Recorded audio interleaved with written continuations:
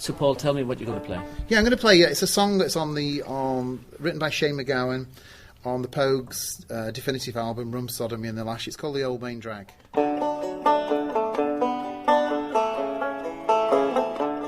When I first came to London, I was only 16. I was picked up by the coppers and girded on.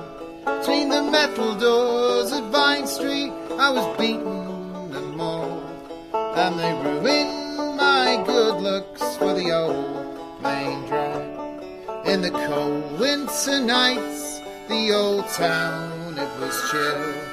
There were boys in the cafes who'd give you cheap pills. If you didn't have the money, you could jowl and you'd beg. There was always lots of chewing on the old main drag. I'm Anthony Bello. I'm a singer-songwriter in the San Francisco Bay Area. And my name's Paul Griffiths, and I'm the band leader of the Bogues. And we're delighted to have you on Irish Voices because your Irish voices are almost Irish. Yes. I mean, do you have a direct Irish connection? I do. My great-grandmother was Irish, and her name was Elizabeth McDermott. We don't know too much about her. She liked to drink. She had red hair. She was a bit of a wild character. And were there Irishness in your upbringing, would you say? I think there was. I mean, I think she was the person who brought kind of religion into the family, and I know she was a Catholic, but she married an English Protestant, and then all of their kids, one was christened Catholic, one was christened Protestant, and it went dum dum dum dum dum. And they had like 10 of them. That was quite an interesting concept, wasn't it? Yes, yeah. So and then I think she also brought music, and there's a lot of music in my family, which I think like a lot of families in England and Ireland, people gather around the piano and all, and have a big repertoire of songs. That was always a part of the family, and I think that came, from what I can gather, that came straight from her. Like, she always loved to sing and gather people up. Well, let's check out Anthony's background in that sense. Anthony Bello doesn't sound like an Irish name, but let's see how it is. Anthony O'Bello. Well, my Irish alter ego is Anthony O'Bello. But I normally go by Anthony Bello, and that's right, Donna. I am half Italian, half Irish. What about you? Yes, as far as I know, I'm half Irish and half Irish, as far as I can tell. Okay. So was Irish being brought up in that kind of mixed tradition, as it were? Did it have an influence?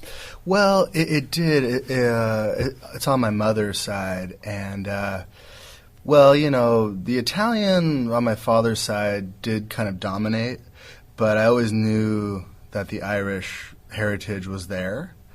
And actually, through being associated with the Bogues, Paul Griffiths, and really falling in love with Shane McGowan and the Pogues' music, it's kind of gotten me a little more interested and reconnected with my Irish heritage on my mom's side. So she grew up in Philadelphia in an Irish American neighborhood called Fishtown on Tulip Street, and we're distant relatives of John F. Kennedy, not the John F. Kennedy. Oh, a different one. A different one, who was also cousins.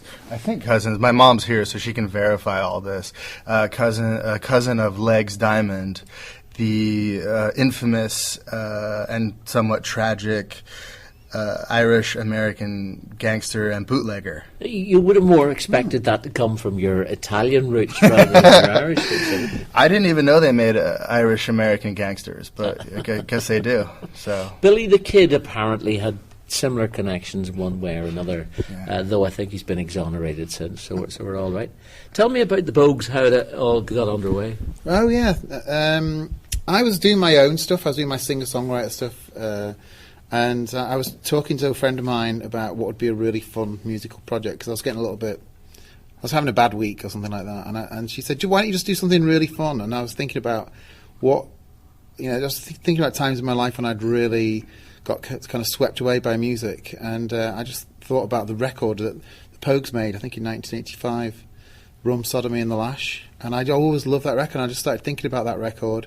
And a friend of mine, this guy called Mississippi Mike, had just put a band together that had played like an entire album of, I think it was a Lou Reed album, something like that. And I thought, I could do that. And then I knew this guy was a really great accordion player. I knew this woman who was a classically trained flautist, but a really great penny whistle player, and she played in all the shows that came to San Francisco, Lion King and stuff like that.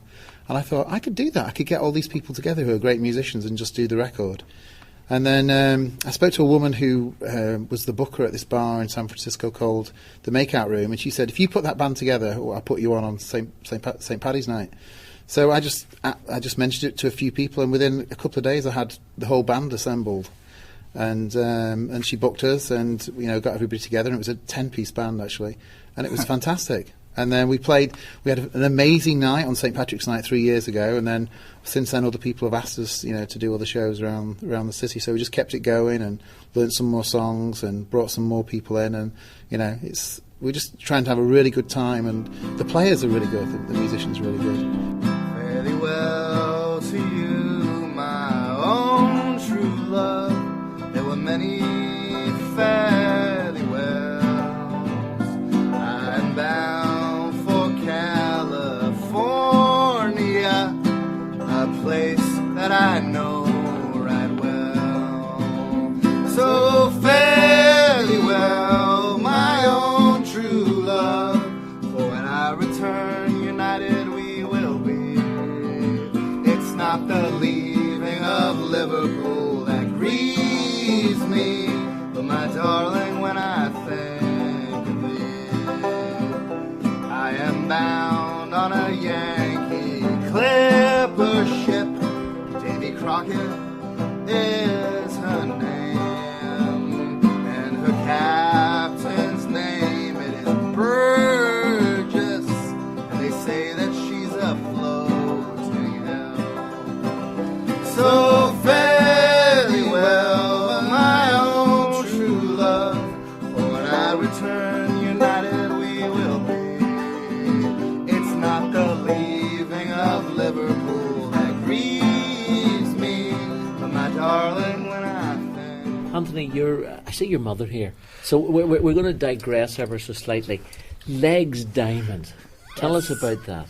Linda, by the way, you're welcome to the program. Yes, well, Legs was my grandfather's cousin, and he was born in Philadelphia. A lot of people think that his parents came from Ireland, but they were actually born in Philadelphia also. So I think he was 1 or 2 generations removed. I have to tell you, we didn't talk about him a whole lot. Oh, why would you? Of course you'd be afraid to, wouldn't you? Right. I really learned more about him through my father, who was not Irish, than my mother, who was.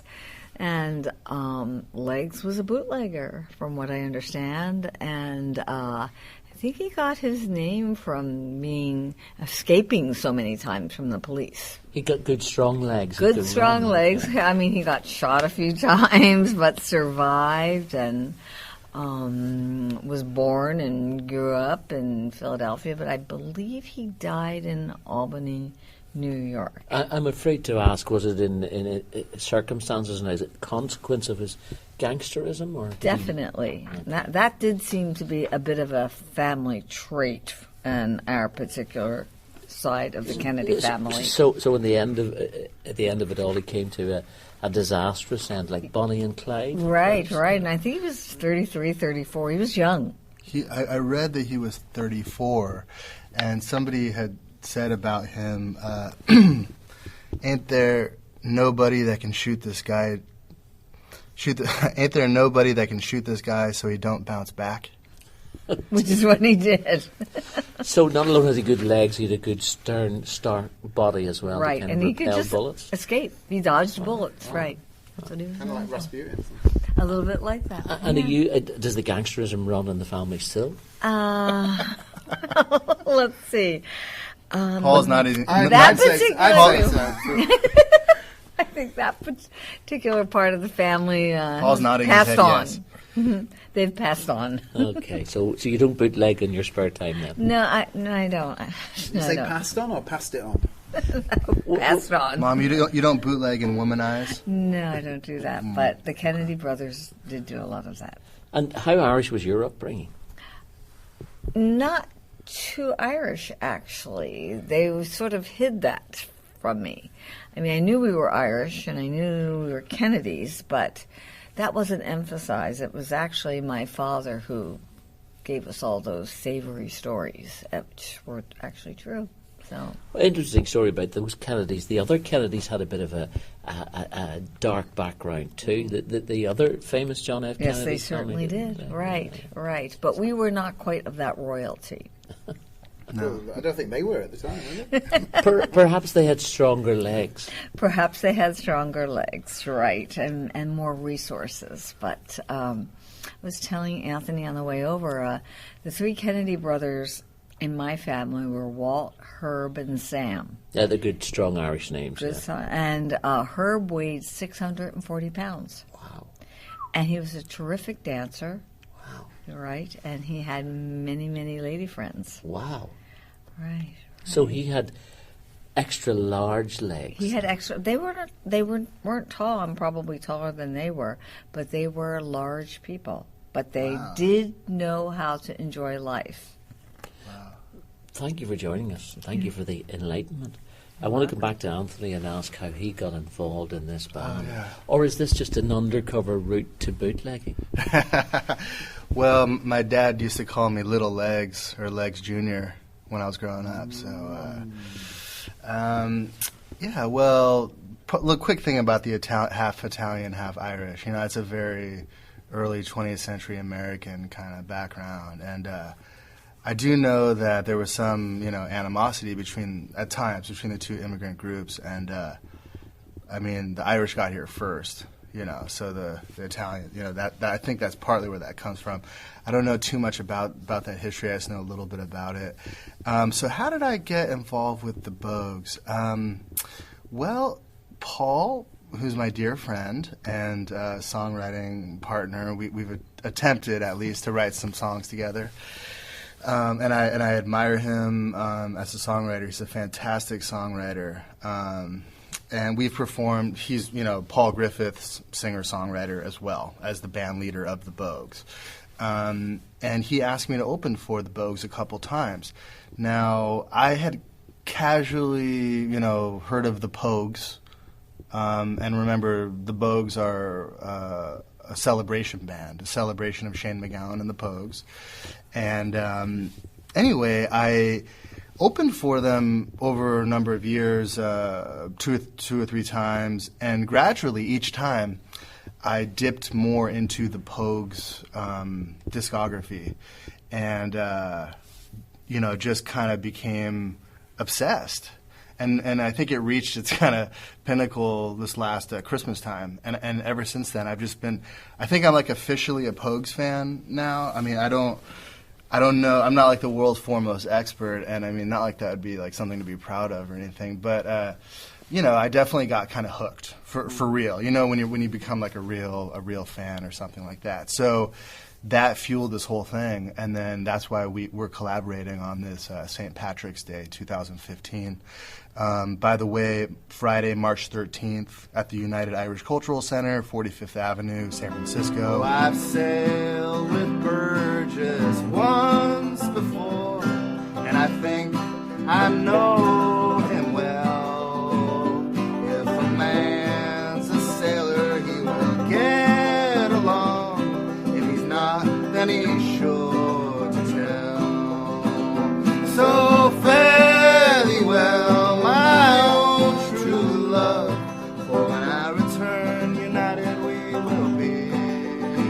It's not the leaving of Liverpool that grieves me, but my darling, when I think. I've written for a long time, and I always kind of kept music going, but maybe 5 or 6 years ago, I really did want to focus on writing, and so I took some workshops and things like that, and I just systematically made myself write over a relatively short period of time 100 songs, just to see where I could get with my songwriting. And in a particular mode or style, I mean, the Bogues is that kind of Irish folky mix. There's a folkness in your voice. Yeah, definitely. And the stuff I write as well. I mean, I love the Pogue songs. I love Shane MacGowan's writing. I love his use of language. I think it's really it's like a masterclass in songwriting every time you sing one of his songs. And my stuff has been called. It's a really kind of not a name I'm particularly kind of happy with, but I've heard it referred to as Briticana. It's like Americana stuff. And I see what people are saying. It's kind of got a folk thing and a bit of blues, a little bit of jazz and stuff in there. Whenever we do a show together, Anthony always comes up and guests on a song or two with us, which is really great. And actually, the whole band is kind of like that. I do sing the majority of the songs, but we have a female singer who sings a couple, and Pat Brigant, she sings some songs, and almost all the bands sing get a song. And basically anybody who can sing and wants to sing, I like to share the songs out because I think it's fun for the audience and it makes it more of a party atmosphere. And we have a fantastic singer and storyteller, Brian McCall from Coot Hill, who I think you're familiar with the family. I certainly am. Yeah. I can't believe that I am, but I do know of the McCall family and the whole family connection. The father, I think I mentioned, he was a great Irish tenor singer. Very musical family, obviously, and Brian's a great singer. He's a great. To me, he's sounds like a great balladeer, and he does. He always does one song with us, and sometimes a couple of songs. And over these St. Patrick's Day gigs we've got coming up, he's going to do at least 2 songs with us. So. Well, let's hear another song. 2 more verses. Oh, the wind was foul and the sea ran high. Leave her, Johnny, leave her. She shipped it green and none went by. And it's time for us to leave her. Leave her, Johnny, leave her. Oh, leave her, Johnny, leave her. For the voyage is done and the winds don't blow. And it's time for us to leave her. Oh, the wind was foul, all work, no pay. Leave her, Johnny, leave her. To Liverpool docks from San Francisco Bay. And it's time for us to leave her. Leave her, Johnny, leave her. Oh, leave her, Johnny, leave her. For the voyage is done and the winds don't blow. And it's time for us to leave her. We was made to pump all night and day. Leave her, Johnny, leave her. And we half dead, half bugger all to say. And it's time